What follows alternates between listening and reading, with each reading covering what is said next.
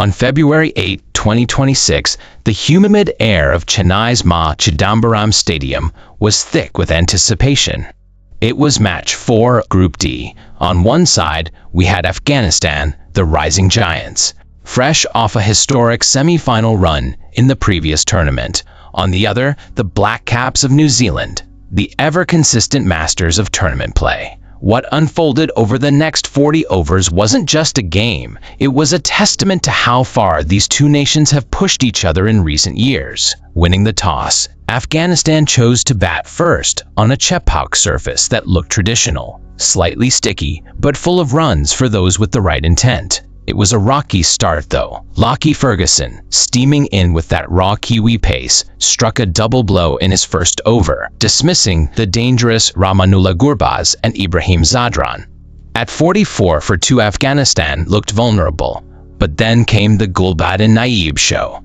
In what was arguably the finest T20 innings of his career, Naib smashed a blistering 63 off just 35 balls. He didn't just survive, he counterattacked. Alongside Sidikla Atal, he put on a 79-run stand that shifted the pressure back onto the Kiwis. Despite Mitchell Santner's surgical precision bowling 4 overs for just 23 runs, Afghanistan's middle order stayed aggressive. Late cameos from Azmatullah Omarzai and Mohammad Nabi propelled them to 182 for 6. In Chennai, 180 is often considered a winning score. The Afghan fans were loud, and the momentum was firmly in their corner. If the first innings belonged to Afghanistan's power, the start of the second belonged to Afghan magic. Mujib-ur-Rahman turned the game on its head in the second over, removing Finn Allen and the local favorite Roshan Ravindra in consecutive deliveries. New Zealand were reeling at 14 for 2. This is where champions are made. Tim Seifert, often the unsung hero of the New Zealand top order, decided to take the game by the scruff of its neck. He played a knock defined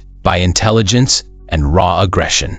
Seifert's 65 off 42 balls was a masterclass in pacing a chase. He found the perfect partner in Glenn Phillips. Together, they navigated the minefield of Rashid Khan's spin. They knew they couldn't just defend. They had to keep the required rate in check. Phillips' quick-fire 42 took the sting out of the Afghan attack, even when Rashid eventually broke the partnership and Seifert fell to Nabi. The foundation was indestructible. Afghanistan will rue a missed chance. A dropped return catch by Rashid Khan when Seifert was on 48. But New Zealand's depth was the real story. Mitchell and Santner stayed composed, picking the gaps and punishing the occasional loose ball. With 13 balls to spare, New Zealand crossed the line, finishing on 183 for 5. In doing so, they scripted their highest ever successful run chase in T20 World Cup history. It was a clinical finish. Tim Seifert walked away with the Player of the Match trophy. This match set the tone for the 2026 World Cup, reminding us that in T20 cricket, no lead is safe and no start is too slow if you have the heart to chase it down. Thank you. The Wankhede Stadium in Mumbai. Usually, when a powerhouse like England faces an associate nation like Nepal, the script is written before the first ball is bowled. But, as we've learned in this 2026 T20 World Cup, scripts are meant to be shredded. It was a match that reminded us why we love this sport, where heart and grit can nearly topple world-class pedigree. England won the toss and chose to bat, expecting to set a mammoth total on the true bounce of the Wankhede pitch. But the Nepalese Rhinos had other plans. In a moment that will be replayed in Kathmandu for decades, debutant Sharmila dismissed the explosive Phil Salt with his very first ball of the tournament. The stadium, packed with thousands of traveling Nepalese fans, erupted. When Jos Buttler and Tom Banton fell soon after, England were reeling 57 for 3. It was a crisis. However, youth stepped up for the defending era of English cricket. Jacob Bethel played a fearless, blazing 55, while the new captain, Harry Brook, anchored the ship with a composed 53. But the real difference maker was Will Jacks. His unbeaten 39 off just 18 balls, including 3 massive sixes in the final over, pushed England to 184 for 7. On paper, it looked like enough. But the momentum was about to shift. Nepal's chase didn't start with fear. It started with a statement. Despite losing early wickets, Captain Rohit Paudel and the star all-rounder Dipendra Singh Aire put on a masterclass of middle-over batting. They didn't just survive, they targeted England's best. In a staggering display of skill, they took on Adil Rashid, one of the world's premier T20 spinners, taking 42 runs from his 3 overs. The 82-run partnership between Paudel and Aire put Nepal on the brink of the greatest upset in T20 history. At 123 for 2 in the 14th over, the impossible felt inevitable. But as the pressure mounted, England's experience flickered. Liam Dawson provided the breakthrough, removing Paudel for 39, and Sam Curran silenced the crowd by dismissing Aire for a brilliant 44. Suddenly, the Rhinos were wobbling. Enter Loksh Bam. With Nepal needing over 12 runs and over, Bam played an innings of pure adrenaline. He smashed Jofra Archer for back-to-back sixes, bringing the equation down to a heart-pounding 10 runs needed off the final 6 balls. The ball was in the hands of Sam Curran. The Wankhede was a cauldron of noise. At the end, England escaped. They won by just 4 runs. England breathed a massive sigh of relief, with Will Jacks taking home the Player of the Match trophy for his all-round heroics. But the standing ovation at the end was for Nepal.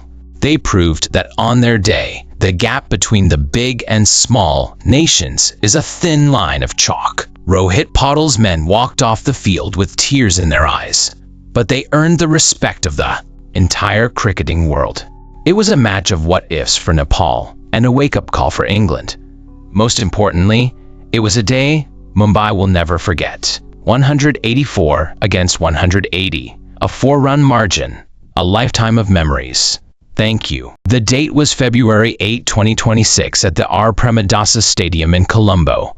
The atmosphere was electric. This was Match 6 of the T20 World Cup, a homecoming for the 2014 champions, Sri Lanka. There is something unique about cricket under the lights in Colombo. The humidity, the noise of the papare bands, and the weight of expectation from a nation that lives and breathes this game. Ireland, the perennial giant killers, walked into this cauldron with one goal: to spoil the party. What followed was a tactical chess match that turned into a masterclass of death overs batting and spin bowling. Ireland won the toss and chose to bowl, a brave call that initially looked like a stroke of genius. Mark Adair and the veteran George Dockrell strangled the Sri Lankan top order.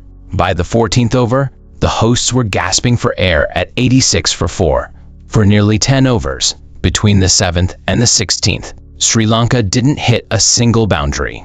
The Premadasa crowd grew quiet. The Irish scent of an upset was in the air. But then, the Mendes duo happened. Kusal Mendes, the anchor, and Kamindu Mendes, the firebrand, decided they had seen enough. Kamindu's innings was nothing short of a hurricane. He smashed 44 off just 19 balls, a knock that included 4 boundaries and 2 massive sixes. Ireland's fielding, so sharp early on, began to crumble under the pressure of the counterattack. Dropped catches proved fatal as Kusal Mendes finished unbeaten on 56 off 43. From a projected score of 130, Sri Lanka surged to 163 for 6. They plundered 60 runs in the final 4 overs, and suddenly, the momentum hadn't just shifted, it had been hijacked. Chasing 164 on a surface that was starting to grip and turn was never going to be easy, but Ireland didn't blink. Despite losing captain Paul Stirling early to Mahesh Theekshana, Ross Adair and Harry Tector launched a spirited assault. Ross Adair played a fearless hand, scoring 34, while Tector looked every bit the world-class operator with a composed 40. When they reached 105 for 2 in the 14th over, the equation was simple: 59 runs needed from 35 balls with 8 wickets in hand. Ireland weren't just in the game, they were favorites. The local fans were biting their nails, and the paper bands had gone silent. Ireland were silencing Colombo. Then, the captain turned to his trump cards, Wanindu Hasaranga and Mahesh Theekshana.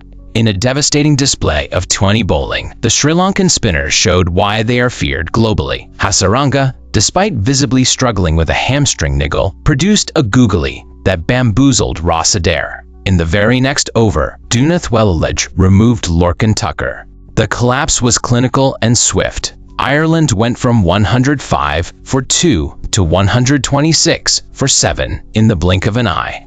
Thekshana was surgical, picking up 3 wickets for 23 runs, while Hasaranga finished with 3 for 25. The Irish middle order had no answers for the variation, the pace through the air, and the sheer hostility of the Sri Lankan spin web. The tail tried to wag, but Matisha Patharana, the baby Malinga, stepped in to clean up, bowling Matthew Humphreys in the final over to bundle Ireland out for 143. Sri Lanka won by 20 runs. It was a victory built on resilience. They were outplayed for 70% of the match, yet they found the champions' gear when it mattered most. Kamindu Mendes was rightfully named player of the match for that game-changing 44. But this was a win for the collective spirit of Sri Lankan cricket. For Ireland, it was a tale of what-ifs, the dropped catches, and the middle order wobble against spin. As the players shook hands under the Colombo stars, one thing was clear. Sri Lanka had sent a warning to the rest of Group B. On home soil, with their spinners firing, they are hard to beat.